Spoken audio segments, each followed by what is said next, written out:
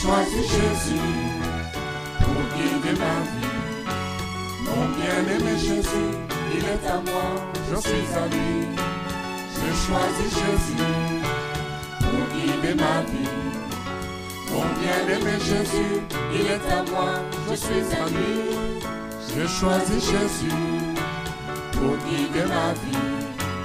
Mon bien-aimé Jésus, il est à moi, je suis à lui.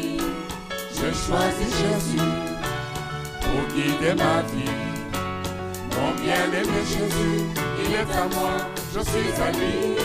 En marchant dans les chemins, dans les rues, observant tous les passants, chacun suivant sa propre voie, égoïstement, tristement. Mon cœur rempli de tristesse, je me pose autant de questions.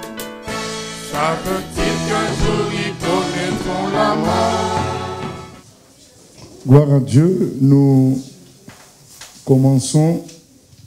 reprenons plutôt notre série Béréen l'explorateur. Nous avions fini 2 rois.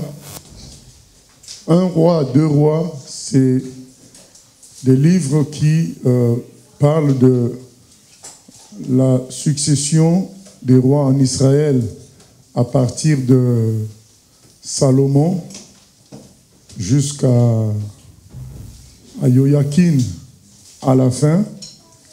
Et nous avions vu comment les rois d'Israël avaient péché contre Dieu. On l'a appelé leur péché le péché de Jéroboam. Quand je dis le roi d'Israël, il y a eu Salomon qui avait péché contre Dieu. C'est ce qui avait amené à ce que le royaume soit divisé en 2, le royaume de Juda et le royaume d'Israël, pendant le règne de son fils Roboam. Et donc du coup, Roboam gérait les tribus de Juda et Benjamin. On appelait ça le royaume de Juda. Et Jéroboam gérait les 10 autres tribus. Et dès le départ, Jéroboam a péché en créant l'idolâtrie à Bethel avec 2 veaux et d'autres choses encore. Tout ça en concurrence avec Jérusalem, dans une logique politique, dans une logique de pouvoir. Et ça a fait que tous les rois qui sont venus après Jéroboam, tous retombés, vraiment la grande majorité est retombée dans le péché de ce qu'on a appelé le péché de Jéroboam, dans l'idolâtrie, de sorte que vers il y a eu le roi, vers les 700 avant Jésus, il y a eu le roi assyrien Tiglath-Pileser, ou bien Salmanasar pour d'autres, qui a vaincu dans ces 10 royaumes et entraîné les gens dans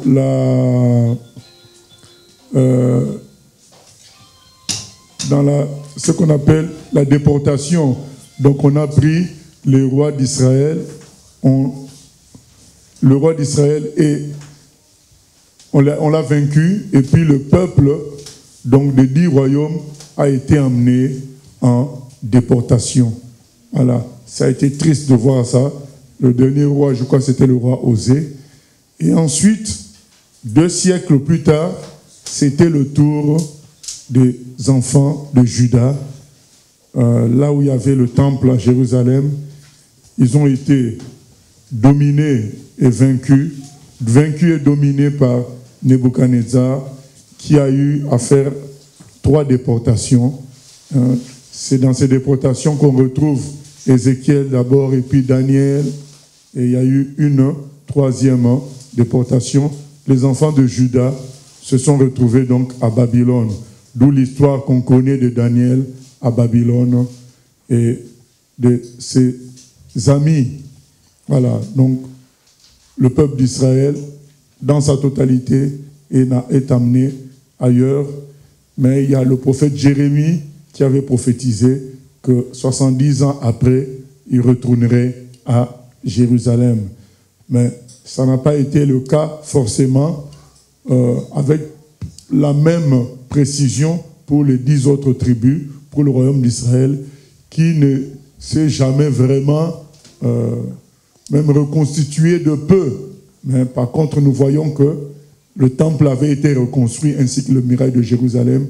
Il y avait quand même un soupçon de royaume, même si ce n'était pas comme avant, dans Juda, alors que dans les 10 royaumes, il n'y en a plus eu. C'était fini. Voilà. Donc, maintenant, nous allons prendre les livres de Chroniques. Donc, nous commençons par un Chronique. Mais il faut savoir que dans les Bibles originales, donc celles qu'on a utilisées, les manuscrits témoins, il n'y avait pas ces subdivisions-là de 1 Chronique, 2 Chroniques, c'est Chronique, c'est tout. Et comme le terme le dit, Chronique, c'est les activités de tous les jours, voilà, donc des rois. Donc c'est les chroniques des rois d'Israël. Donc le but de ce livre, c'est en quelque sorte de montrer ce que Dieu a fait spirituellement dans son royaume, dans ces royaumes-là, et l'accent est mis sur le côté spirituel. Et quelqu'un dira peut-être, mais oui, mais 1 roi, 2 rois a déjà parlé des rois, mais il faut comprendre que 1 Chronique et 2 Chroniques vont parler des rois, mais différemment, pas toujours avec les mêmes détails. Donc c'est important d'étudier aussi 1 Chronique, 2 Chroniques, parce qu'il y a des réalités qui sont dans ces livres-là, qu'on ne retrouve pas dans 1 roi, 2 rois. Donc c'est 2 livres qui semblent être pareils, roi et chronique, mais c'est exactement pas pareil. Il y a des détails qui sont intéressants dans les chroniques qu'on ne retrouve pas dans le livre de roi. Et dans le livre de chroniques aussi, il y a une autre chose, c'est qu'on ne parle pas du royaume du Nord. Donc on ne parle pas du royaume d'Israël, après Salomon, hein. On ne parle que du royaume de Juda. Voilà, donc c'est aussi, ça montre que les gens qui ont écrit Chroniques, ils se sont préoccupés de montrer la succession jusqu'à de la lignée de Jérusalem, la lignée de David, quoi. C'est ça qui les intéressait, le côté prophétique de Dieu. Parce que le royaume du Nord n'était pas dans le côté prophétique. Le côté prophétique, c'est Jérusalem, c'est autour de Jérusalem. Donc les gens qui ont écrit Chroniques ont voulu montrer que l'histoire de cette affaire-là, jusqu'à Jérusalem, donc tout ce qui intéressait le côté Jérusalem. Et on suppose que c'est des prêtres qui ont tenu cela. Donc nous allons lire donc à partir du 1er chapitre, mais nous n'allons pas aller loin, nous n'allons pas aller loin, nous allons, lire quelques parties du 1er chapitre au 9e chapitre. On ne va pas tout lire, parce que du 1er chapitre au 9e chapitre, c'est la généalogie des enfants d'Israël. On va lire quelques généalogies, et puis on passera directement au 10e chapitre. Donc on commence par la première généalogie, la postérité de Noé. Voilà. 1 Chronique, chapitre 1er, verset 1. Adam, Seth, Enoch, Kénan, Mahalalel, Jéred, Enoch, Métuchéla, Lémec, Noé, Sem, Cham et Japhet. Fils de Japhet, Gomer, Magog, Madai, Javan, Tubal, Méchec et Tiras. Fils de Gomer, Ashkenaz, Diphat et Togarma. Fils de Javan, Elisha, Tarsisa, Kittim et Rodanim. Fils de Cham, Cush, Mitzraïm, Put et Canaan.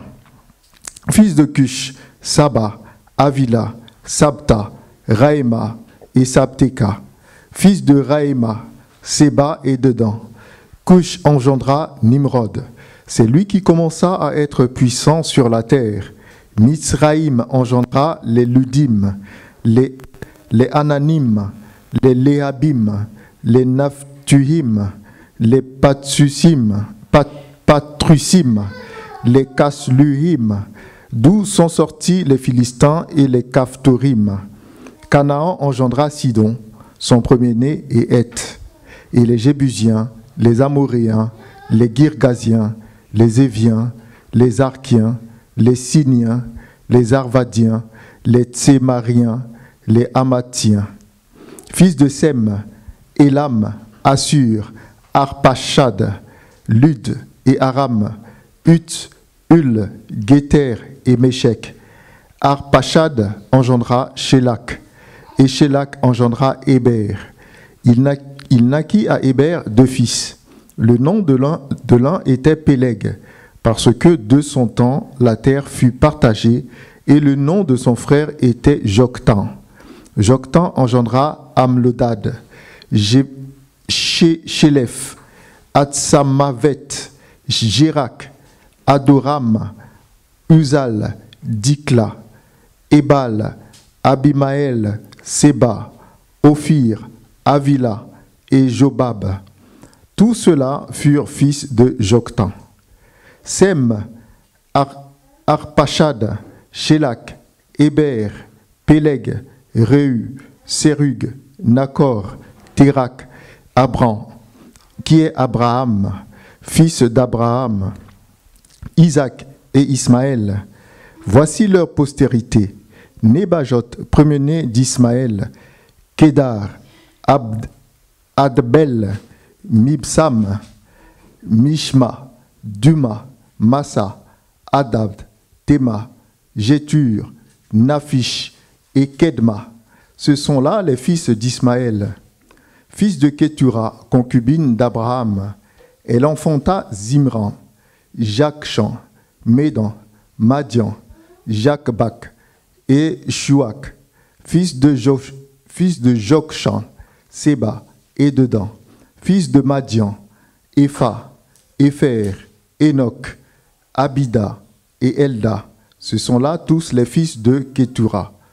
Abraham engendra Isaac, fils d'Isaac, Ésaü et Israël. Voilà, donc on peut sauter, on va au chapitre 2, les fils d'Israël maintenant, Israël qui était avant Jacob. Voici les fils d'Israël, Ruben, Siméon, Lévi, Juda, Issachar, Zabulon, Dan, Joseph, Benjamin, Nephtali, Gad et Azer. Fils de Juda, Onan, Shéla. Ces 3 lui naquirent de la fille de Shua, la cananéenne. Premier-né de Juda, était méchant aux yeux de l'Éternel, qui le fit mourir. Tamar, belle-fille de Juda, lui enfanta Péret et Zérak. Total des fils de Juda, 5. Fils de Péret, Etzron et Amul. Fils de Zérak, Zimri, Étan, Éman, Kalkol et Dara. Et en tout, 5.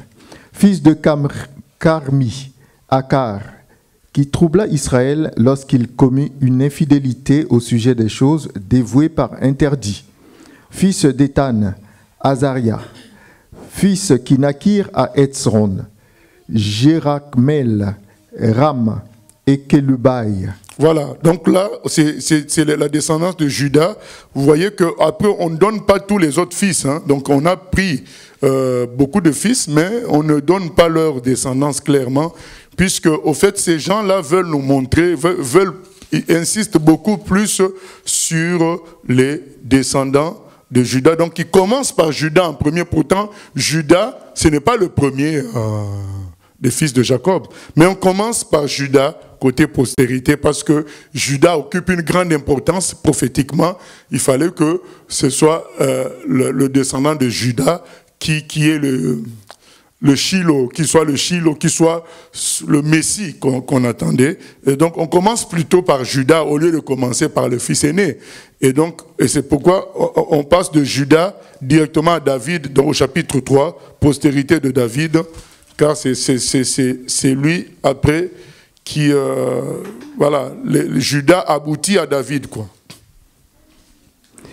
Chapitre 3. Voici les fils de David qui lui naquirent à Hébron. Le premier-né, Amnon, Achinoam de Gisraël. Le deuxième, Daniel d'Abigaïl de Carmel. Le troisième, Absalom, fils de Maca, fille de Talma, roi de Geshur. Le quatrième, Adonijah, fils de Haggit. Le cinquième, Shepatia, d'Abital. Le sixième, Jitséréam, d'Egla, sa femme. Ces six lui naquirent à Hébron. Il régna là 7 ans et 6 mois, et il régna 33 ans à Jérusalem. Voici ceux qui lui naquirent à Jérusalem: Shiméa, Shobab, Nathan, Salomon, 4 de Bath-shua, fils d'Amiel, Jibar, Elishama, Eliphélet, Noga, Népheg, Japhia, Elishama, Eliada et Eliphélet. 9. Ce sont là tous les fils de David, outre les fils des concubines. Et Tamar était leur sœur. Les rois de Juda. Donc maintenant on nous donne les rois de Juda, fils de Salomon. Donc on nous donne la suite. Fils de Salomon, Roboam, Abijah son fils, Asa son fils, Josaphat son fils, Joram son fils, Akazia son fils, Joas son fils, Amatsia son fils, Azaria son fils, Jotam son fils, Akaz son fils, Ézéchias son fils, Manassé son fils, Amon son fils, Josias son fils. Fils de Josias, le premier-né, Joshanan, le deuxième, Joachim, le troisième, Sédécias, le quatrième, Shalom. Fils de Joachim, Jéconia son fils, Sédécias son fils. Fils de Jéconias, Assir, dont le fils fut Shealtiel, Malkiram, Pédaya, Shenatsar, Yekamia, et Shama, et Nedabia. Fils de Pédaja, Zorobabel. Voilà, on peut s'arrêter à Zorobabel. Je pense qu'on a déjà entendu Zacharie 4:6. Ce n'est ni par la force ni la puissance, mais c'est par mon esprit. Cette montagne sera aplanie par Zorobabel. Donc c'est Zorobabel qui a servi à reconstruire le deuxième temple. Donc là, on est dans la descendance toujours de David, donc des gens qui après gardent la racine royale.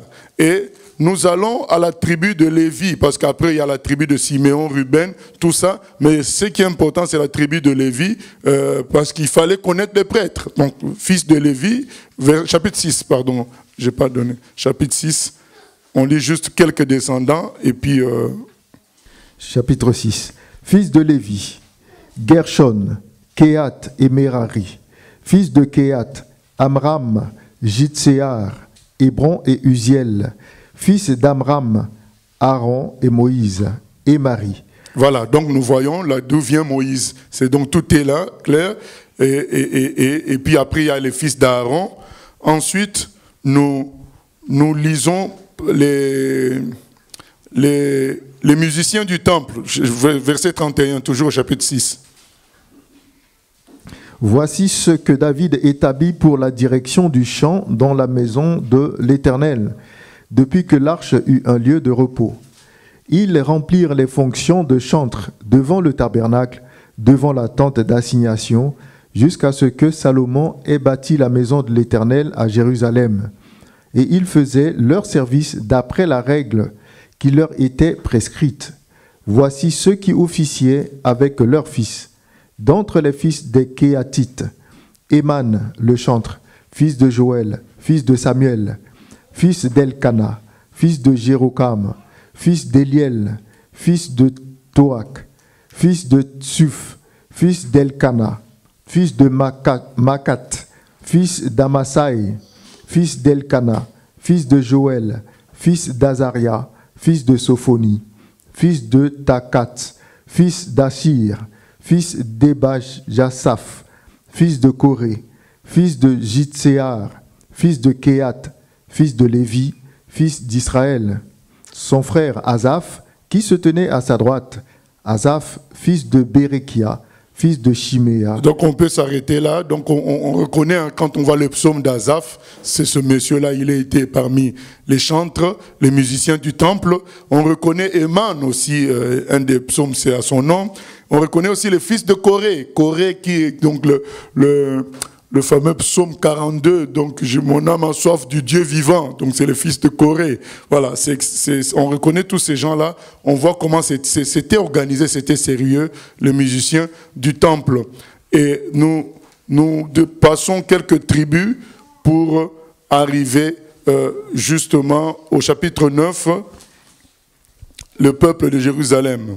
Donc on peut commencer au verset 1er, tout Israël. Tout Israël est enregistré dans les généalogies et inscrit dans le livre des rois d'Israël. Et Juda fut emmené captif à Babylone à cause de ses infidélités. Les premiers habitants qui demeuraient dans leur possession, dans leur ville, étaient les Israélites, les sacrificateurs, les Lévites et les Néthiniens. À Jérusalem habitaient des fils de Juda, des fils de Benjamin et des fils d'Éphraïm et de Manassé.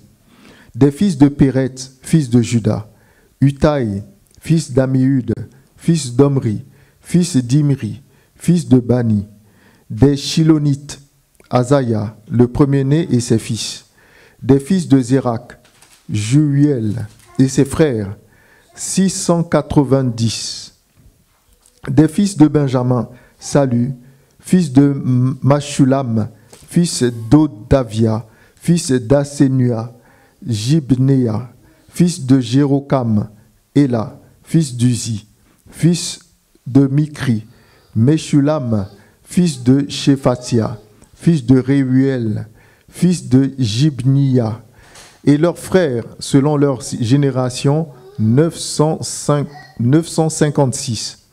Tous ces hommes étaient chefs de famille dans les maisons de leur père. Ensuite, on nous donne les sacrificateurs, la liste des sacrificateurs, les Lévites, les portiers. Donc, qu'est-ce qu'on retient de cette première partie? Quelle organisation formidable! Je ne sais pas s'il y a un pays qui peut se vanter d'avoir, à cette époque-là, un registre d'état civil de ce niveau-là, avec la généalogie de chaque personne. Donc, les gens pouvaient vraiment facilement se retrouver. Mais bien aimé, ce qu'on est en train de lire, c'est quelque chose d'environ 400, l'année 400 avant Jésus, 400 quelque chose, 480, 450 avant Jésus, il y avait déjà ce qu'on est en train de lire. Donc, quelle organisation, donc chacun pouvait se retrouver. Et c'était nécessaire, vous savez comment les tribus ont été réparties. Les territoires ont été répartis par tribus. Donc il fallait tenir ces registres-là pour savoir, ben ça c'est la tribu d'un tel, et qui avait telle maison, ainsi de suite. Parce que vous comprenez bien qu'à la fin, quand on parle des déportés, les gens étaient amenés à Babylone, ensuite ils sont revenus. Mais en revenant, il fallait que chacun récupère ce qui était à lui. Donc tout ce qu'on lit là a servi à cela. Donc à permettre à chacun de retourner dans sa maison, dans son terrain, dans ce qui est de sa tribu. À permettre de renommer les prêtres. Parce que ces gens-là étaient partis, donc il fallait des traces pour savoir qui avait quel rôle. Et donc quand ils sont revenus, donc ce qu'on lit là a contribué à les placer chacun à son poste. Donc on voit combien l'État d'Israël, enfin surtout la partie Juda, la partie du royaume de Juda était très bien organisée, et même l'État d'Israël, parce que les généalogies étaient bien tenues. D'ailleurs c'est écrit au verset 1er du chapitre 9, tout Israël est enregistré dans les généalogies et inscrit dans le livre des rois d'Israël. Donc, tout Israël est enregistré. Donc, c'est vraiment propre, c'est clean. Bien aimé, j'ai l'habitude de dire que la Bible n'est pas un roman. Il y a des parties qui nous montrent que c'est vraiment l'histoire d'un pays. Au fait, c'est comme si on lisait l'administration d'un pays. C'est ça, un registre d'état civil. Donc, ça nous permet de savoir qui est qui vient de qui. Et depuis Noé, donc ce qu'on lit là dans 1 Chronique du chapitre 1er au chapitre 9, c'est la généalogie la plus détaillée de la Bible. Depuis Noé, avec tous les détails, tous les fils d'Abraham, tout ça est détaillé. Donc quand on cherche, on revient dans les généalogies, on revient souvent dans les livres de Chroniques. Et deuxième chose, je l'ai dit, quand ils sont partis, en revenant, il fallait savoir qui faisait quoi pour mettre qui à un endroit quelconque. C'était très important de tenir tout ceci. Et troisièmement, c'était beaucoup plus les prêtres.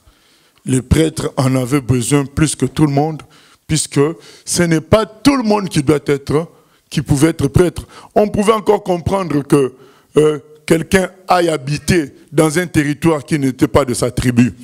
Ça pouvait être excusé, ça. Mais faire office de prêtre, non. Ça, il fallait que ça soit, pour ça, il fallait que ça soit quelqu'un de Lévi.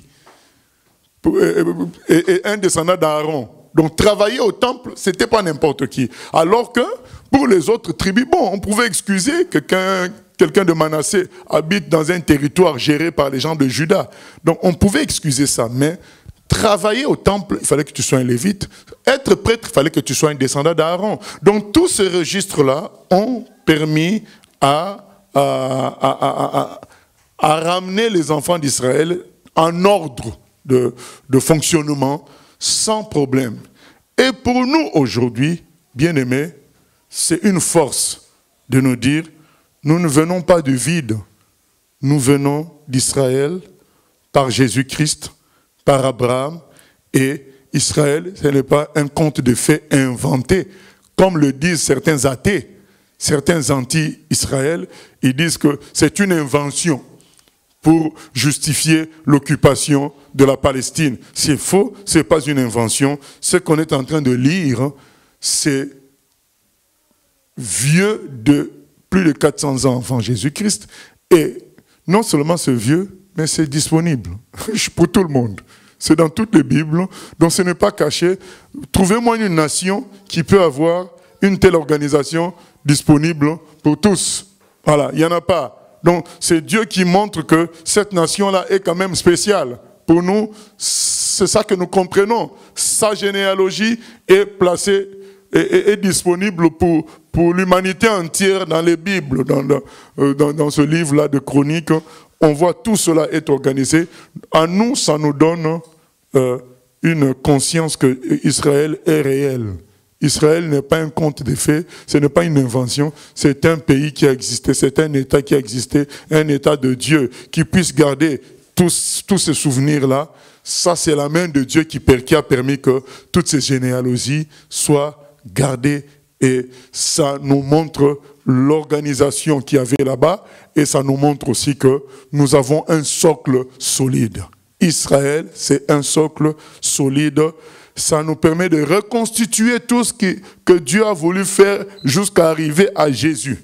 Donc ça nous permet de reconstituer cela, d'où l'importance des généalogies. Les généalogies sont importantes, ça nous montre que nous n'inventons pas. C'est ça l'importance des généalogies. Nous n'inventons pas. Il y a eu Abraham, il y a eu Isaac, il y a eu Jacob, qui est devenu Israël, et il y a eu les fils de Jacob. Il y a eu Judas, et dans Judas, donc tout est détaillé, bien aimé. Ce n'est pas une invention, c'est juste de l'administration qu'on est en train de lire là. Et on nous dit tout Israël est enregistré dans les généalogies et inscrit dans le livre des rois d'Israël. Ça nous fait du bien de voir combien notre foi n'est pas fondée sur les on-dit ou sur un conte de fées, mais c'est une réalité. On nous montre même comment les musiciens travaillaient dans le temple. C'est extraordinaire tout cela. Et tout se tient. Donc il y a des noms qu'on retrouve là, que nous voyons dans les psaumes, et qui confirment tout ce que nous sommes en train de lire. Il y a des noms qu'on voit dans d'autres livres. Par exemple, Zorobabel, on le retrouve ici. Mais on pourrait citer beaucoup d'autres noms encore. Mais voilà, ça nous montre que tout se tient. Ce n'est pas quelque chose d'inventé. C'est vraiment... On raconte ce que les gens vivaient à l'époque, tout simplement. Et voilà. lorsque vous entendez les gens critiquer en disant que Israël, c'est une invention, ça a été fait pour... Non, c'est faux. Vous avez au moins les éléments.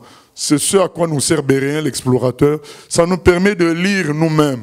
Parce que quelqu'un, un prédicateur nous explique, c'est bien, mais que nous lisions nous-mêmes, ça fait du bien, ça donne de la racine à la foi. Voilà, donc on a lu toute l'organisation. Si on devait lire ça, ça ferait 9 chapitres de l'organisation des enfants d'Israël. Tout Israël était dans cette organisation-là. Et voilà, que Dieu soit béni. Donc nous retenons premièrement cette réalité d'Israël. J'ai dit, à travers ces 9 chapitres, nous voyons la réalité d'Israël, l'organisation qui fait que nous avons un socle puissant, un socle solide, en étant des descendants d'Israël, en quelque sorte, à travers la foi en Jésus. Et nous lisons aussi, nous avons retenu aussi quelque chose que et il est écrit au verset, toujours le premier verset, « Et Judas fut emmené captif à Babylone à cause de ses infidélités. » Nous retenons, Dieu nous le redit encore, les infidélités, ça mène toujours à la captivité. La repentance continuelle est très importante dans la relation avec Dieu. Ne laissons pas des péchés sous la moquette. Nous devons toujours sortir devant Dieu, dire comme le monsieur de Luc 18, « Je ne suis pas digne d'être devant toi, Seigneur, aie pitié de moi. » Voilà, c'est important. Quand on se repent, on recommence à zéro, c'est bien. Mais quand on ne se repent pas, ça s'entasse et ça finit par la déportation, la captivité. Et nous allons le voir même quand nous allons lire les autres chapitres, il y a toujours le problème de la désobéissance qui amène toujours le peuple de Dieu à perdre la grâce divine, parce que Dieu ne peut pas cautionner la désobéissance. L'erreur que beaucoup commettent, c'est qu'on va voir là avec, par exemple, Saül, et puis la suite. Donc nous commençons par le roi Saül au chapitre 10, le premier roi d'Israël. Les Philistins livrèrent bataille à Israël, et les hommes d'Israël prirent la fuite devant les Philistins et tombèrent morts sur la montagne de Gilboa. Les Philistins poursuivirent Saül et ses fils, et tuèrent Jonathan, Abinadab et Malki-Shua, fils de Saül. L'effort du combat porta sur Saül. Les archers l'atteignirent et le blessèrent. Saül dit alors à celui qui portait ses armes, « Tire ton épée et transperce-moi, de peur que ces incirconcis ne viennent me faire subir leurs outrages. » Celui qui portait ses armes ne voulut pas, car il était saisi de crainte. Et Saül prit son épée et se jeta dessus. Celui qui portait les armes de Saül, le voyant mort, se jeta aussi sur son épée et mourut. Ainsi périrent Saül et ses 3 fils, et toute sa maison périt en même temps. Tous ceux d'Israël qui étaient dans la vallée, ayant vu qu'on avait fui et que Saül et ses fils étaient morts, abandonnèrent leur ville pour prendre aussi la fuite. Et les Philistins allèrent s'y établir. Le lendemain, les Philistins vinrent pour dépouiller les morts, et ils trouvèrent Saül et ses fils tombés sur la montagne de Gilboa. Ils le dépouillèrent et emportèrent sa tête et ses armes. Puis ils firent annoncer ces bonnes nouvelles par tout le pays des Philistins, à leurs idoles et au peuple. Ils mirent les armes de Saül dans la maison de leur Dieu, et ils attachèrent son crâne dans le temple de Dagon. Tout Jabès en Galade, ayant appris tout ce que les Philistins avaient fait à Saül, tous les hommes vaillants se levèrent, prirent le corps de Saül et ceux de ses fils, et les transportèrent à Jabès. Ils enterrèrent leurs os sous le térébinthe à Jabès, et ils jeûnèrent 7 jours. Saül mourut, parce qu'il se rendit coupable d'infidélité envers l'Éternel, dont il n'observa point la parole, et parce qu'il interrogea et consulta ceux qui évoquent les morts. Il ne consulta point l'Éternel, alors l'Éternel le fit mourir et transféra la royauté à David, fils d'Isaïe. Voilà donc la conclusion de la fin du premier roi, c'est que Saül, un homme de haute taille et de corpulence impressionnante, quand il devient roi, il oublie que c'est Dieu qui l'avait mis roi. Et il y a souvent une confusion que les gens de Dieu font. Ils confondent l'onction et la vérité et la parole de Dieu. On peut plus ou moins avoir l'onction de Dieu pour faire des choses. Ça ne justifie pas que on puisse impunément pécher, faire des mauvaises choses. C'est une erreur de croire que, puisque hier j'ai fait une mauvaise chose et aujourd'hui j'ai encore fait des exploits, ça veut dire que Dieu me soutient ou bien il ferme les yeux sur ce que j'ai fait hier. Ça, c'est une erreur que les enfants de Dieu commettent. Ça continue jusqu'aujourd'hui. J'en connais juste parce qu'ils ont un bon boulot, ils ont des enfants, ils ont une maison. Peu importe qu'ils sont dans une position de rébellion, dans une position d'insoumission à la parole de Dieu, ils vont se défendre dans leur cœur en se disant « Mais Dieu est avec moi puisque mes affaires marchent, j'ai un bon boulot, ainsi de suite. » C'est une erreur de confondre certaines faveurs et l'approbation divine. Donc on peut avoir certaines faveurs sans avoir l'approbation divine dans l'ensemble. C'est bien aimé, c'est très important. C'est ce qui fait que les gens ne font que refaire le même circuit de chute. Beaucoup pensent que puisqu'ils peuvent prophétiser, d'ailleurs le Seigneur l'a dit dans Matthieu 7, beaucoup diront, mais Seigneur, en ton nom on a prophétisé, on a chassé les démons, on a fait ceci. Ah oui, mais je ne vous connais pas, dira le Seigneur. Bien, mais ce n'est pas moi qui invente, c'est écrit. Je nous en parle parce que moi, à chaque fois que je vois ça, je suis attristé de voir que quelqu'un qui était roi, un ami de Dieu, finit par être rejeté par Dieu. Parce que tout simplement, à cause du souvenir, moi j'appelle ça le souvenir. Donc tu oublies qui t'a fait roi. Moi, c'est juste à cause de ça. Comme il est écrit au verset, il ne consulta point, au verset 14, il ne consulta point l'Éternel. Tu oublies que tu n'étais rien. Et un jour, Samuel lui avait dit à Saül, Saül, quand tu étais petit à tes yeux et aux yeux des autres, mais c'est Dieu qui t'a mis roi. Vous savez qu'il s'était caché quand on l'avait désigné roi. Il s'est caché. Parce qu'il se sentait petit. Mais Dieu l'a imposé aux autres. Mais l'homme oublie. Tu oublies que c'est Dieu qui t'a mis là. Maintenant, pour conserver ta royauté, tu fais appel à un voyant. C'est ce qui est écrit là. Il consulta ceux qui évoquent les morts pour conserver sa royauté. Mais qui t'a mis là? Entre te mettre roi et conserver la royauté, qu'est-ce qui est plus difficile? C'est de te mettre roi. C'est ça qui est plus difficile. Donc Dieu a fait le plus difficile. Maintenant, pour ce qui est moins difficile, tu consultes d'autres personnes. Nous oublions trop facilement qui nous a oint, qui nous a sauvés, qui nous a fait grâce. Après, certains diront, mais non, on n'a pas oublié, je pense que Dieu est avec moi. Mais oui, mais Dieu est avec toi en fonction de quoi? Est-ce que c'est en fonction des Écritures ou parce que tu jouis de certaines faveurs? Si c'est en fonction de certaines faveurs, tu te trompes parce que les païens aussi ont ces faveurs-là, le soleil qui brille sur eux, le souffle de vie, l'argent, ils ont des enfants aussi. Les païens aussi vivent des surprises. Il était chez lui, il apprend qu'il est nommé ministre. Ils vivent aussi ça. Donc si ce sont les faveurs qui doivent justifier le fait que nous soyons sur la bonne voie, on se trompe. Et ça finit mal. Parce que Maintenant, quand Dieu commence à te juger progressivement, tu vas commencer à résister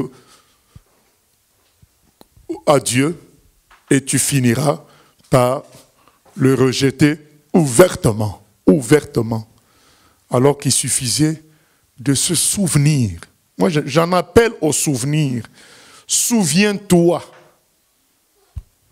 C'est ce qui est dit à l'église d'Éphèse, dans Apocalypse chapitre 2.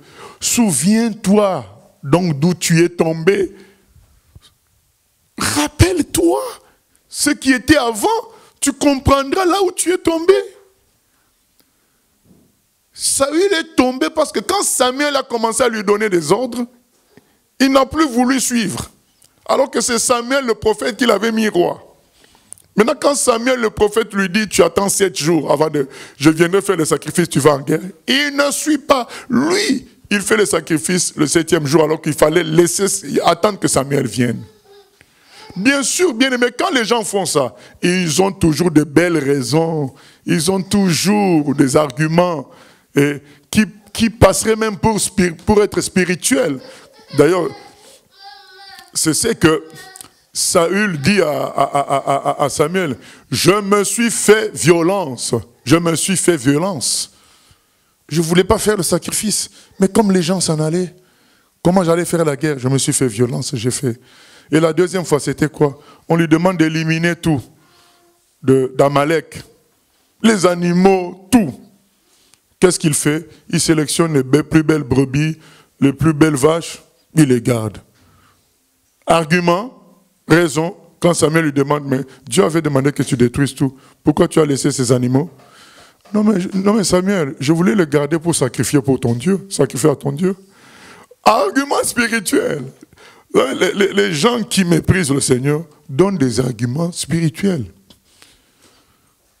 Mais quand on lit les Écritures, on se rend compte que leurs arguments ne tiennent pas la route. C'est ce qui est écrit là. Il est écrit, il n'observa point, au verset 13, la parole. Il n'observa point la parole. Le fameux verset, l'obéissance vaut mieux que le sacrifice. Ça vient de la conversation entre Samuel et Saül. Le jour où il a dit, j'ai conservé ces bêtes pour te les sacrifier, pour sacrifier à ton Dieu. Samuel lui a dit, l'obéissance vaut mieux que les sacrifices. Tu peux être très actif à l'église, être dans les activités tout le temps, mais si tu n'obéis pas à la parole de Dieu, tu es désapprouvé par le Seigneur. Il faut qu'on comprenne ça une fois pour toutes. Notre unité de mesure, ça doit être les Écritures. Ça ne doit pas être ce que Dieu fait avec nous. Ça doit être les Écritures tout le temps. Beaucoup se trompent. Et il y en a même qui lisent les Écritures, ils choisissent les passages qui les arrangent. Mais les Écritures, c'est tous les passages. C'est tout. Tous. Voilà, grande tristesse. Saül se suicide carrément, quoi. Voilà, et puis, il a la tête coupée, toi le roi d'Israël, et puis finalement, Dieu avait déjà transféré la royauté à David. Bien-aimé, David était encore plus petit que Saül quand on lui avait transféré la royauté. Il était le plus petit de tous ses frères. C'est lui qui a reçu la royauté. Dieu nous montre que même si on croit que nous on est fort, on a déjà fait des choses, il peut sortir quelqu'un qui n'était rien du tout pour nous dépasser, quoi. C'est ça qui a été le cas avec Saül.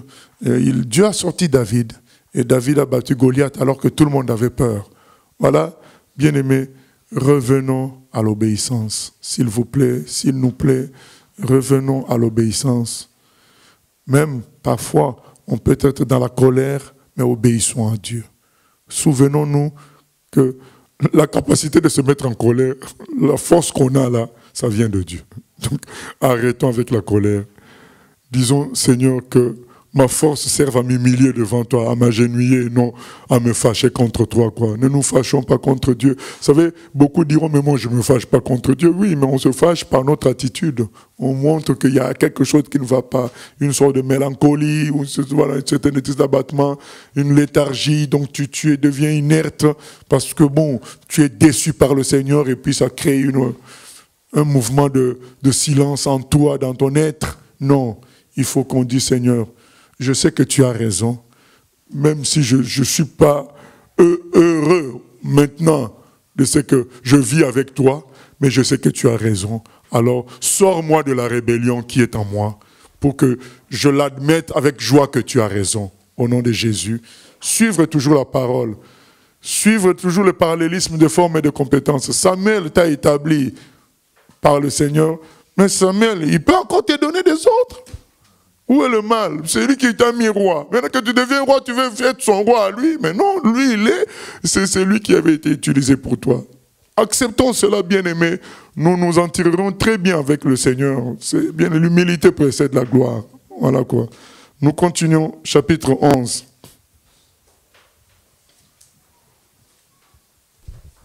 Chapitre 11. Tout Israël s'assembla auprès de David à Hébron en disant: Voici, nous sommes tes os et ta chair. Autrefois déjà, même lorsque Saül était roi, c'était toi qui conduisais et qui ramenais Israël. L'Éternel, ton Dieu, t'a dit: Tu paîtras mon peuple d'Israël et tu seras le chef de mon peuple d'Israël. Ainsi, tous les anciens d'Israël vinrent auprès du roi à Hébron, et David fit alliance avec eux à Hébron, devant l'Éternel. Ils joignirent David pour roi sur Israël, selon la parole de l'Éternel prononcée par Samuel. Amen. Nous savons dans les textes du roi qu'on avait lu, on avait lu 1 roi, 2 rois, et par notre connaissance qu'on a de la Bible, que c'est par révélation. Non, il y a 1 Samuel plutôt et 2 Samuel, pardon, excusez-moi. On sait que c'est par révélation que David a reçu l'onction royale. Mais toutefois, ces gens-là, ils ne viennent pas dire, par révélation, David, nous savons que tu es roi. Oui, on ne néglige pas la révélation, mais ils disent un élément très important. Autrefois, déjà, même lorsque Saül était roi, c'était toi qui conduisais et qui ramenais Israël. Donc, tu te comportais en roi, avant même d'être roi, tu t'occupais de nous comme un berger. Voilà, comme un berger. Et au verset 1er, ils disent, voici, nous sommes tes os et ta chair. Donc David, il savait que David les aimait comme ses os et sa chair. Que David se comportait comme un berger avec eux bien-aimés. Qu'est-ce que je veux dire par tout ceci? Je veux dire que même si Dieu nous révèle des choses en songe, en vision, ou même quelqu'un qui nous prophétise, frère, je te vois évangéliste ou je ne sais pas quoi, ce sont les faits concrets qui l'attestent. Nous ne devons pas brandir une vision, un songe, une prophétie pour dire je suis évangéliste, je suis prophète. Non, ce sont les faits qui le montreront. Donc David avait déjà des capacités bien avant qu'il frappe Goliath, puisqu'il avait tué l'ours et le lion. Mais ça, personne ne le savait. C'était un travail en secret. Il n'en a pas fait la pub, parce que si les gens le savaient, il allait le chercher depuis longtemps pour dire, mais on a appris qu'un petit avait tué l'ours et le lion, qu'il vienne nous régler le compte de Goliath. Personne ne le savait. Il a dû le dire pour qu'on l'autorise à combattre Goliath. Mais c'était son travail avec Dieu. Bien, mais nous vivons une époque où les gens parlent plus qu'ils travaillent. Travaille en secret avec Dieu, travaille, grandis, apprends la parole. Même si tu connais beaucoup, ce n'est pas à toi de faire cette révélation-là aux gens que tu connais beaucoup. Un jour, les situations s'imposeront, comme le combat David et Goliath. Ça s'est imposé. Ça s'est imposé et David a dû, parce que comment on sait que ça s'est imposé? Pendant 40 jours, il n'y a pas eu de combattant à mettre devant Goliath. Du coup, quand David vient, c'est le 40e jour. C'était le jour, après ce jour-là, s'il n'y a pas un combattant, c'est la défaite d'Israël. Donc Israël doit rendre les armes.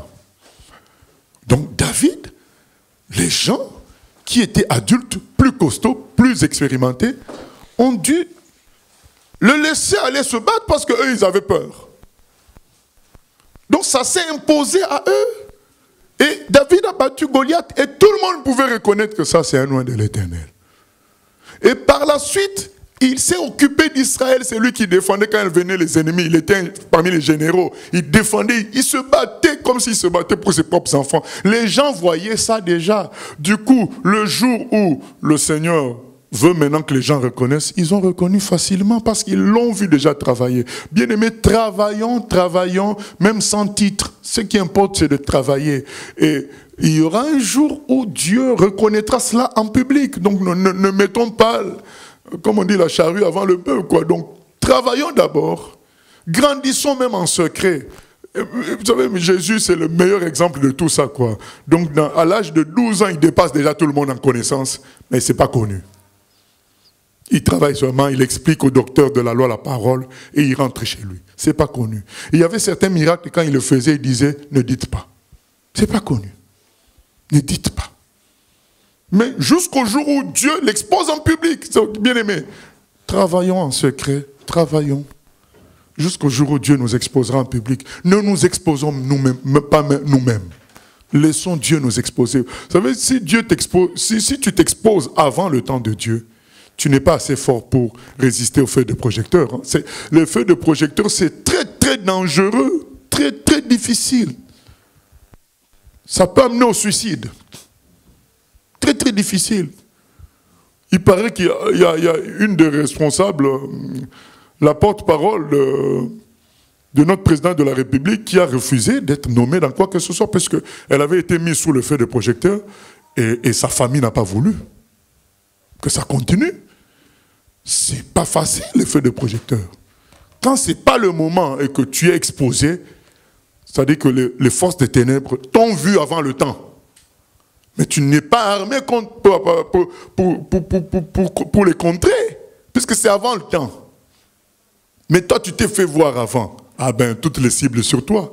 C'est pourquoi la carrière de beaucoup de serviteurs de Dieu, ça, dans la vérité, ça ne dure pas. Beaucoup, ils sont peut-être vrais, mais ils se sont exposés avant le temps. Et quand maintenant les attaques viennent, les combats, les trahisons, les oppositions, si tu t'es exposé avant, ah ben, tu ne tiendras pas. C'est ainsi que il faut que Dieu se trouve encore d'autres serviteurs à chaque fois. Et on fait perdre du temps au Seigneur. Donc, bien-aimés, soyons patients comme David. Travaillons, même si l'honneur revient à quelqu'un d'autre. Mais toi, tu travailles. David travaillait, l'honneur revenait au roi. Lui, il travaillait, mais les gens voyaient. Et le jour où ils devaient les reconnaître, tous, ils ont reconnu que c'était David qui devait être roi. Voilà, nous continuons, verset 4. David marcha avec tout Israël sur Jérusalem, qui est Jébus. Là étaient les Jébusiens, habitants du pays. Les habitants de Jébus dirent à David, « Tu n'entreras point ici. » Mais David s'empara de la forteresse de Sion, c'est la cité de David. David avait dit, « Quiconque battra le premier les Jébusiens sera chef et prince. » Joab, fils de Tserouja, monta le premier et devint chef. David s'établit dans la forteresse, c'est pourquoi on l'appela cité de David. Il fit tout autour de la ville des constructions depuis Milo et aux environs, et Joab répara le reste de la ville. David devenait de plus en plus grand, et l'Éternel des armées était avec lui. Amen. Nous continuons, verset 10. Voici les chefs des vaillants hommes qui étaient au service de David, et qui l'aidèrent avec tout Israël à assurer sa domination, afin de l'établir roi, selon la parole de l'Éternel au sujet d'Israël. Voici, d'après leur nombre, les vaillants hommes qui étaient au service de David. Jarshobéam, fils de Hakmoni, l'un des principaux officiers. Il brandit sa lance sur 300 hommes, qu'il fit périr en une seule fois. Après lui, Éléazar, fils de Dodo, l'Akoshite, l'un des rois guerriers. Il était avec David à Pad-Damim, où les Philistins s'étaient rassemblés pour combattre. Il y avait là une parcelle de terre remplie d'orge, et le peuple fuyait devant les Philistins. Ils se placèrent au milieu du champ, le protégèrent et battirent les Philistins. Et l'Éternel opéra une grande délivrance. Trois des 30 chefs descendirent auprès de David sur le rocher, dans la caverne d'Abdoulam, lorsque le camp des Philistins était dressé dans la ville de Réphaïm. David était alors dans la forteresse et il y avait un poste de Philistins à Bethléem. David eut un désir et il dit : qui me fera boire de l'eau de la citerne qui est à la porte de Bethléem ? Alors les 3 hommes passèrent au travers du camp des Philistins et puisèrent de l'eau de la citerne qui est à la porte de Bethléem. Ils l'apportèrent et la présentèrent à David. Mais David ne voulut pas la boire et il la répandit devant l'Éternel. Il dit : que mon Dieu me garde de faire cela. Boirai-je le sang de ces hommes qui sont allés au péril de leur vie ? Car c'est au péril de leur vie qu'ils l'ont apportée. Et il ne voulut pas la boire. Voilà ce que firent ces 3 vaillants hommes. Abishai, frère de Joab, était le chef des 3. Il brandit sa lance sur 300 hommes et les tua, et il eut du renom parmi les 3. Il était le plus considéré des 3 de la seconde série, et il fut leur chef, mais il n'égala pas les 3 premiers. Benaja, fils de Jéhojada, fils d'un homme de Kabseel, rempli de valeur et célèbre par ses exploits. Il frappa les 2 lions de Moab.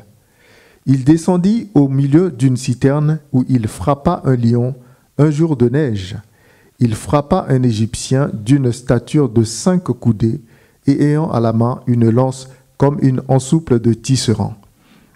Il descendit contre lui avec un bâton, arracha la lance de la main de l'Égyptien et s'en servit pour le tuer. Voilà ce que fit Benaja, fils de Jéhojada, et il eut du renom parmi les 3 vaillants hommes. Il était le plus considéré des 30, mais il n'égala pas les 3 premiers. David l'admit dans son conseil secret.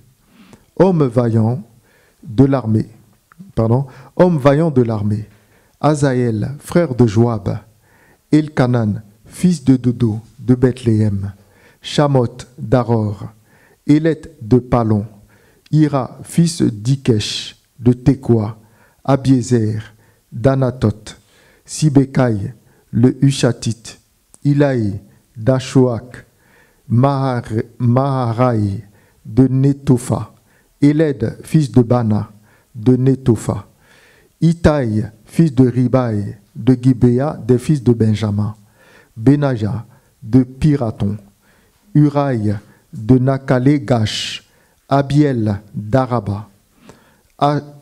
Azmavet, de Bécharum. Eliashba, de Chalbon. Béné Hachem, de Gizon. Jonathan, fils de Chagé, d'Arar. Achiam, fils de Sakar, d'Arar. Éliphal, fils d'Ur. Épher, de Mekera. Akija, de Palon. Etzro, de Carmel. Naraï, fils d'Esbaï. Joël, fils de Nathan. Mibchar, fils d'Agri. Tselek, l'ammonite. Nakraï de Béroth, qui portait les armes de Joab, fils de Terouja. Ira de Jéter. Gareb de Jéter. Uri le Hétien. Zabad, fils d'Aklaï. Adina, fils de Shiza, le Rubénite, chef des Rubénites, et 30 avec lui. Anan, fils de Maka. Josaphat de Mitni. Osias d'Ashtaroth. Shama et Jéiel, fils de Otam, d'Aroer. Jédiaël, fils de Shimri. Joka, son frère, le Titsite. Eliel de Machavim. Jéribaï et Jékavia, fils d'Elnam. Jipma, le Moabite. Eliel, Obed et Jaziel Metsobaja. Amen. Gloire à Dieu. Nous voyons Dieu citer tous ces combattants-là. Ce n'est pas pour rien, parce que ces gens-là ont servi loyalement David. Donc, en quelque sorte, ils ont servi loyalement Dieu, puisque David n'était que le représentant de Dieu, l'envoyé de Dieu. en réalité, ces gens-là servaient Dieu. Et Dieu s'en souvient. Donc, quand on voit des noms cités comme ça, certains en lisant disent, mais pourquoi on lit tout ça là? Mais on lit tout ça parce que pour Dieu, c'était important qu'on lise. Donc, pour Dieu, ça fait partie de ses bons souvenirs, le temps de ces combattants-là, qui voulaient qu'on connaisse les gens qui lui ont fait du bien à Dieu. Donc, c'est les bons souvenirs des gens qui ont obéi, qui ont affronté. On parle de Benaja qui a affronté deux lions de Moab, qui a affronté un homme comme Goliath. Hein. C'était pas Goliath, c'est un autre, mais de la même taille que Goliath, et qui l'a tué. Donc tous ces gens-là, ils ont fait les choses par la foi. Par la foi. Et ça plaît à Dieu. C'est pourquoi il les met là, pour que le souvenir soit gardé de toutes ces personnes. Hein, comme on voit Éléazar, fils de Dodo, qui délivre le peuple, lui tout seul, donc par rapport contre les Philistins. Donc c'est extraordinaire. C'est des gens qui ont marché par la foi. Donc, et parfois, on voit même qu'ils ont fait des exploits plus que les exploits de David. Donc c'est quand on voit ce qu'a fait Éléazar, ce qu'a fait Benaja, on a l'impression que même c'est plus que David. Mais ces gens-là, malgré tout ça, ils étaient des combattants pour le service de la nation, pour le peuple et dans l'obéissance au roi. C'est pourquoi le Seigneur permet qu'ils soient là. Et ça nous fait comprendre que, bien aimé, le travail ne se fait pas par un seul homme. Le travail se fait par beaucoup d'autres personnes que l'on peut négliger. Si Dieu n'avait pas mis ces gens-là dans la Bible, on ne les aurait pas connus. Par exemple, dans le livre de Rois, ils ne sont pas là. Et là, dans le livre de Chroniques, on nous les donne afin qu'on comprenne que David était bien entouré de vrais combattants, et pas des combattants simples par leur force physique, mais des combattants oints par Dieu, parce que les exploits dont on parle ici sont des exploits qu'on ne peut faire que par l'onction divine. On ne peut pas faire ça physiquement. Il est écrit que Abishai, frère de Joab, il brandit sa lance sur 300 hommes et les tua. 300, toi tout seul. Donc c'est des exploits que seul Dieu peut permettre. Donc il ne suffit pas d'être combattant, mais il faut être oint par Dieu. Et David était entouré de ce genre de personnes qui... c'est ça qui permettait les victoires que David remportait aussi. Il ne les remportait pas tout seul, de sorte que Dieu n'a pas voulu qu'on oublie ces vaillants combattants. Et c'est pourquoi, bien aimé, il est écrit dans Apocalypse 14, 13, les œuvres des saints les suivent au ciel. Tout ce que tu fais pour Dieu, les sacrifices que tu fais pour Dieu, ça te suivra au ciel. Donc Dieu n'oublie pas ça. Et il est écrit aussi dans, je crois, 1 Corinthiens 15, 58, Dieu ne prend pas en vain tout ce qu'on fait pour lui. Quoi. Il ne prend pas ça en vain. Quand tu devais manger tout seul ton gâteau, tu vois le frère venir, tu ne mets pas ça sous la table, mais tu coupes ça en deux, tu lui donnes une part. Dieu ne prend pas ça en vain, tout ça. Tout ça, c'est compté pour nous. Ces œuvres-là nous suivront. Donc le Seigneur pèse tout cela. C'est pourquoi il parle de ces combattants-là qui ont contribué à la royauté de David. C'est extraordinaire. Mais nous n'allons pas clôturer cette partie sans parler de l'élévation de Dieu. Un vrai serviteur élève Dieu dans sa vie. Et David va nous en donner l'exemple au verset 15. Du verset 15 au verset 19. 15 au verset 19.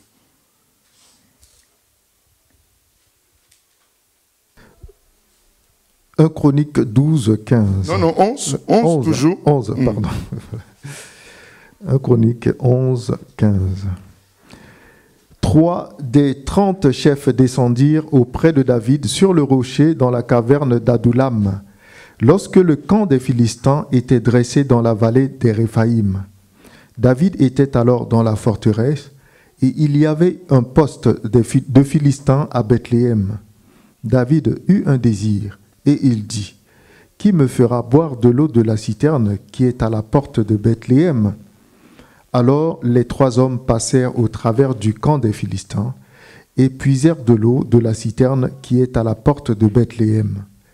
Ils l'apportèrent et la présentèrent à David. Mais David ne voulut pas la boire, et il la répandit devant l'Éternel. Il dit, « Que mon Dieu me garde de faire cela. Boirai-je le sang de ces hommes qui sont allés au péril de leur vie? Car c'est au péril de leur vie qu'ils l'ont apportée. » Et il ne voulut pas la boire. Voilà ce que firent ces trois vaillants hommes. Amen, amen. David nous donne une grande leçon, c'est l'élévation de Dieu dans la vie d'un serviteur de Dieu. Dans la vie d'un serviteur de Dieu, Dieu doit toujours prendre tous les honneurs et la première place. Un vrai serviteur de Dieu n'acceptera pas qu'il y ait confusion entre lui et Dieu. Il n'acceptera pas ça. Il sait qui est Dieu. Dieu doit rester élevé dans sa vie.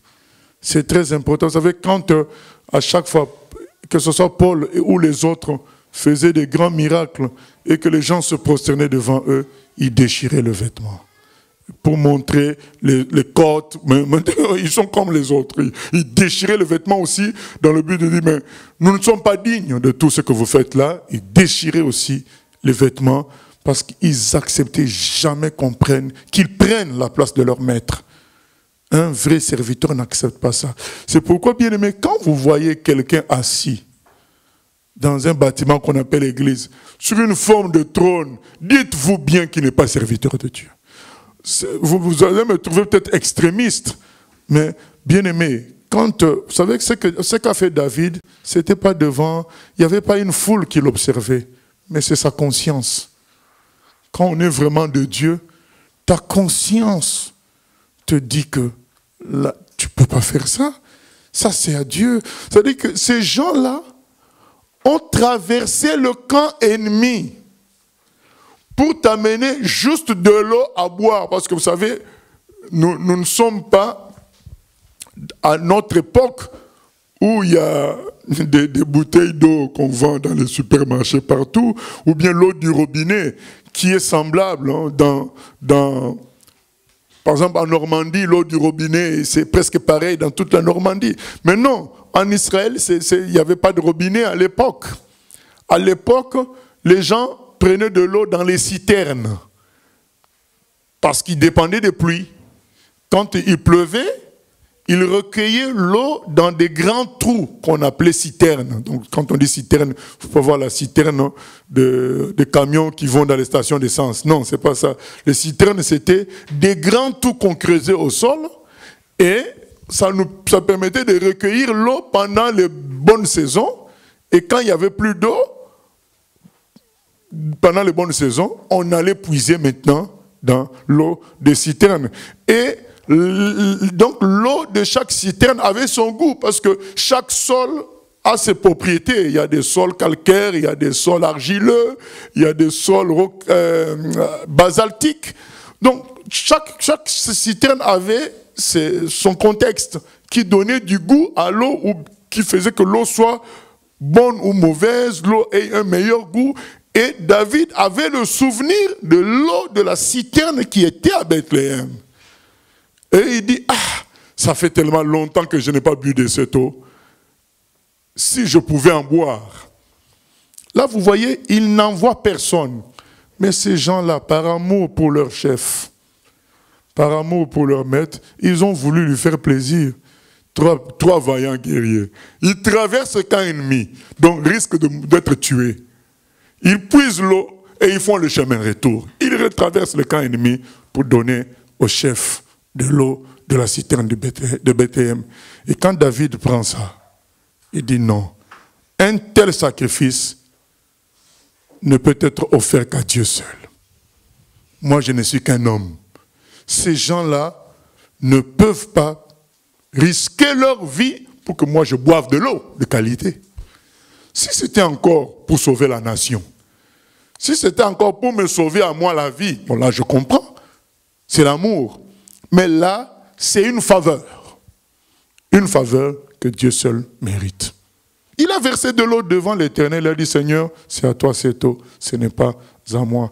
Et ça, bien-aimé, ça doit être un vrai chrétien n'acceptera pas de prendre la place de Dieu. Il n'acceptera pas ça. Bien sûr, les gens vont toujours produire une certaine idolâtrie vis-à-vis d'un talent qu'on peut avoir.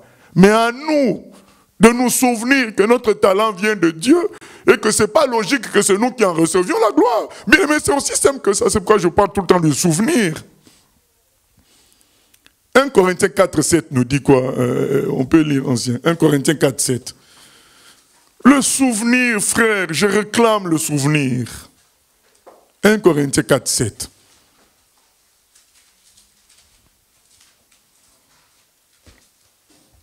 « 1 Corinthiens 4, verset 7. Car qui est-ce qui te distingue? Qu'as-tu que tu n'aies reçu?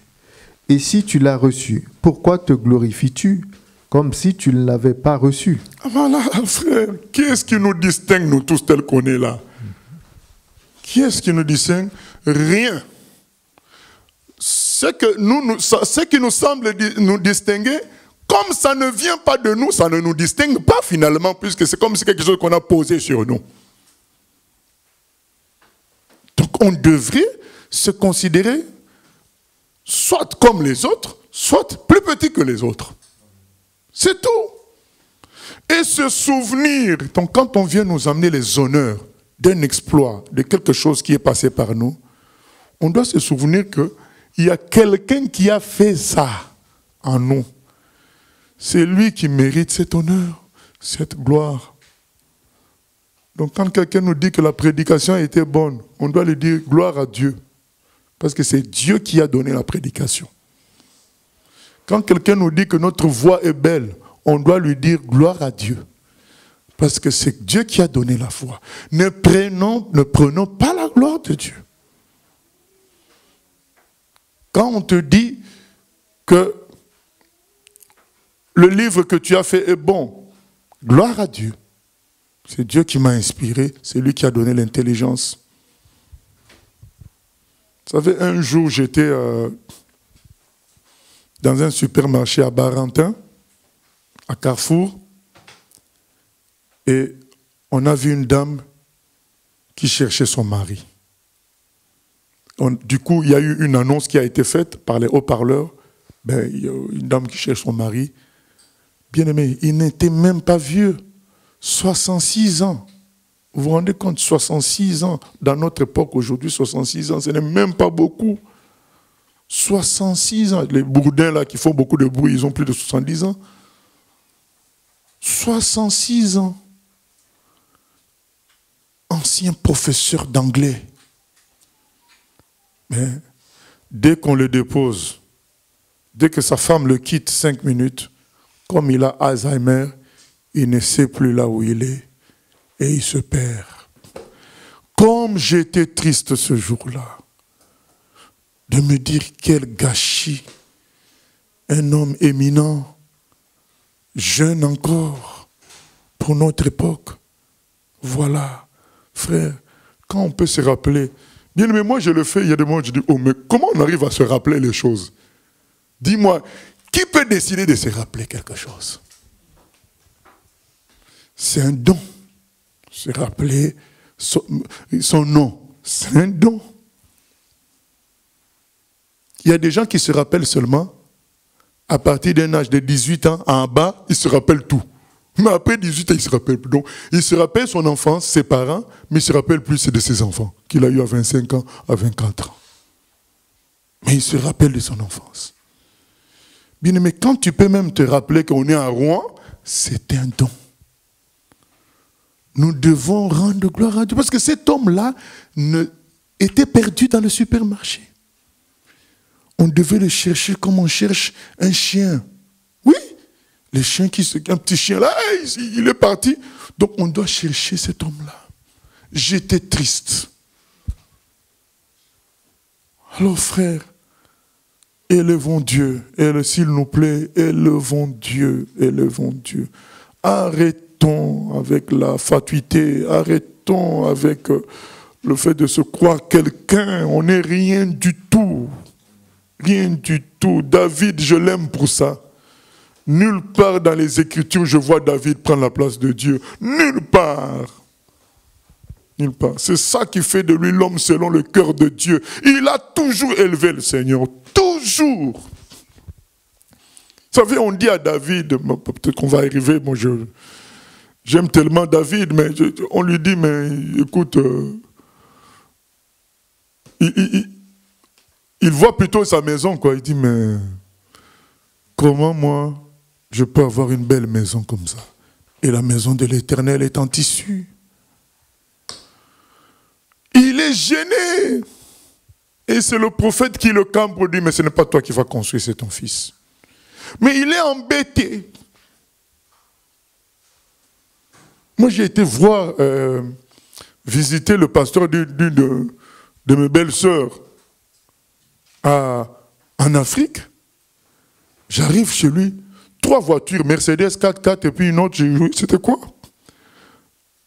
Des rôtissoirs que nous-mêmes, on n'a même pas en Europe, mais ça vient d'Europe, mais lui, il a, mais nous, on est ici, on n'a pas. Et il mangeait tout seul à table. Il ne m'a même pas proposé de l'accompagner, bon, ça c'est entre parenthèses. Mais il mangeait tout seul, mais c'était des plats de 8 personnes. Hein. Quand j'ai dit 8 personnes, vous mangez et vous êtes rassasiés. Mais c'était là à table, pour lui tout seul. Je voyais quelques personnes à côté. Lui tout seul, à table, avec des plats différents, donc qui peuvent nourrir 8 personnes. J'ai vu tout le mobilier, l'électronique qu'il avait dans la maison. Et quand on m'a amené dans la salle de culte, c'était un mur blanc, le mur d'enceinte. Mur hyper blanc, mais dès que tu entres, c'était des tôles, comme dans les bidonvilles de certains pays. La salle de culte, c'était des tôles. Alors frère, comment voulez-vous qu'on se taise? Il y a des gens qui disent, mais il ne faut pas critiquer les faux serviteurs. Maintenant, bien aimé, arrêtez, arrêtez. Arrêtez avec ça. Comment vous voulez qu'on se taise devant de telles observations? Tu compares sa maison, tu compares la salle de culte. Il n'y a rien à voir, la salle de culte, c'est en tôle. Il n'y a même pas de mur. Bien-aimé, ça c'est prendre la place de Dieu. David nous enseigne là-dessus. Il a renversé l'eau. Il a dit, c'est pas pour moi.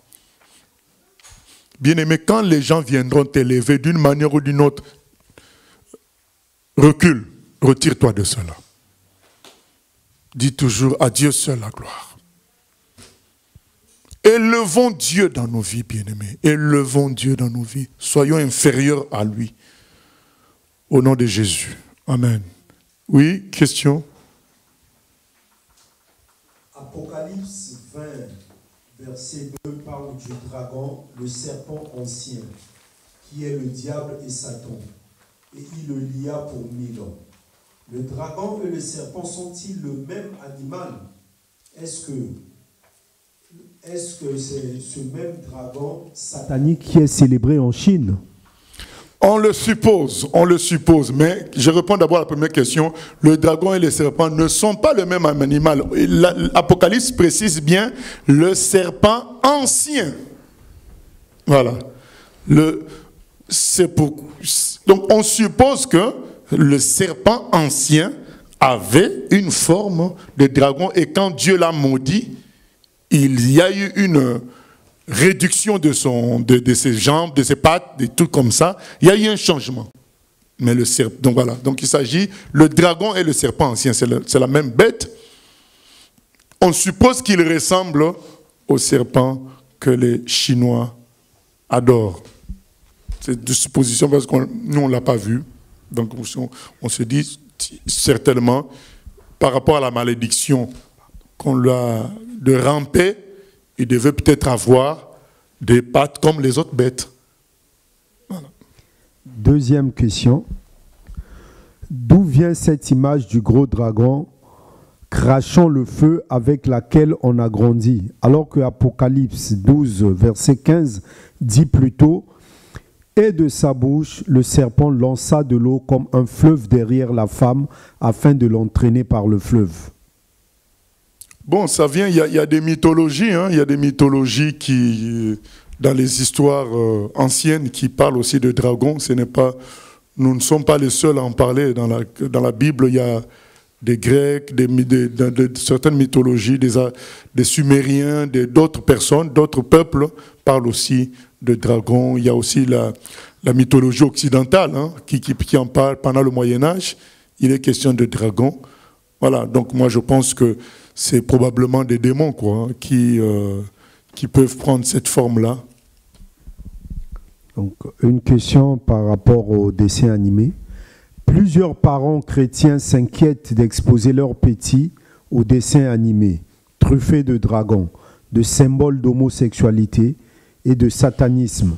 Et chaque famille y va de sa méthode. Les plus radicaux interdisent carrément la télé à la maison. Certains interdisent certaines émissions. D'autres ne laissent les enfants regarder que seulement en leur présence. Que nous conseille le pasteur pour encadrer nos enfants? Je pense que oui, on doit faire un travail de sélection. C'est ce que je conseille. Être attentif à ce que les enfants regardent et faire un travail de sélection, mais ne pas entrer dans le légalisme qui consiste à tout couper. Je pense que nous sommes dans le monde, donc on ne peut pas couper les gens du monde. Et puis, alors qu'ils sont appelés aussi à affronter ce monde-là, même le monde nous enseigne. Donc, dès qu'un humain est complètement isolé des microbes, le jour où il en rencontre, il peut mourir. Donc, je crois que sans couper les enfants du monde, nous devons être attentifs à ce qui est fait, ce qui est regardé, et expliquer quand on interdit.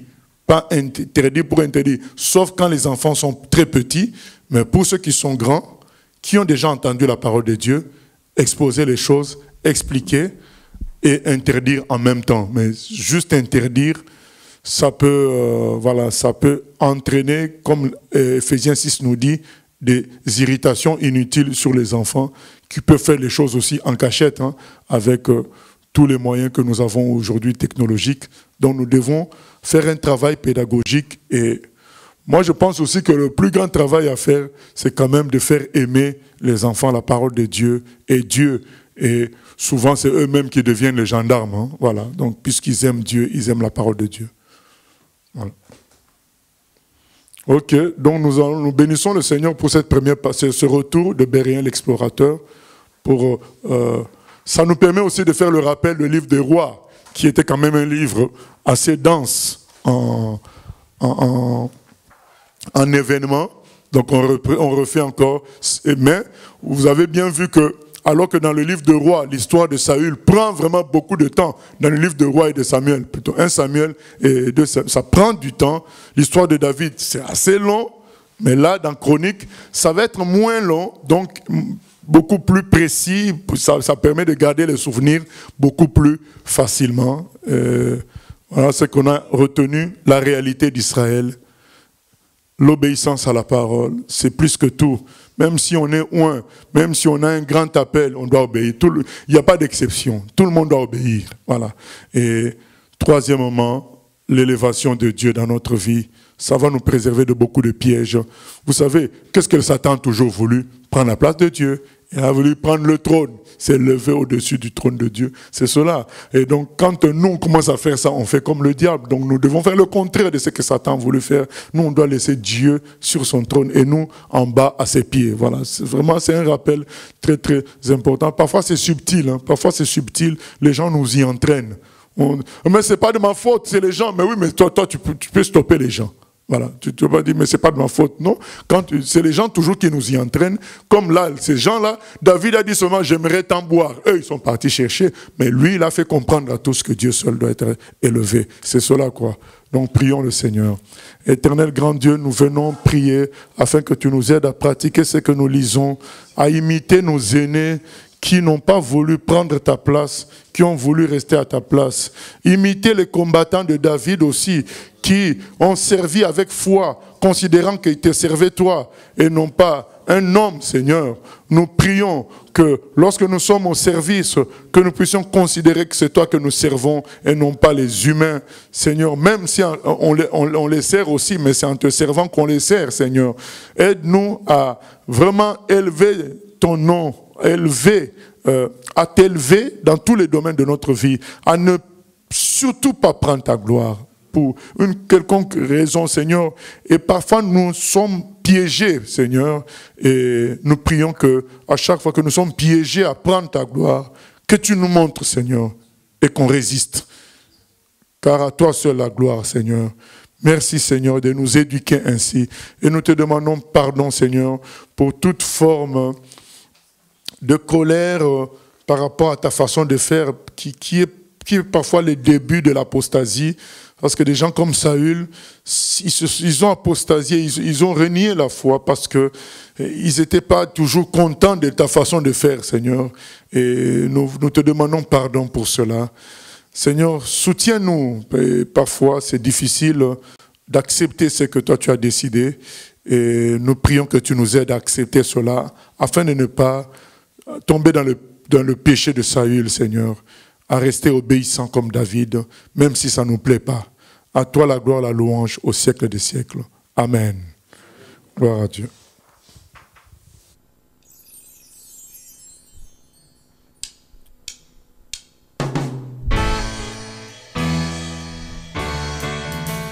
J'ai choisi Jésus pour guider ma vie. Mon bien-aimé Jésus, il est à moi, je suis à lui. J'ai choisi Jésus pour guider ma vie. Mon bien-aimé Jésus, il est à moi, je suis à lui. J'ai choisi Jésus pour guider ma vie. Mon bien-aimé Jésus, il est à moi, je suis à lui. J'ai choisi Jésus.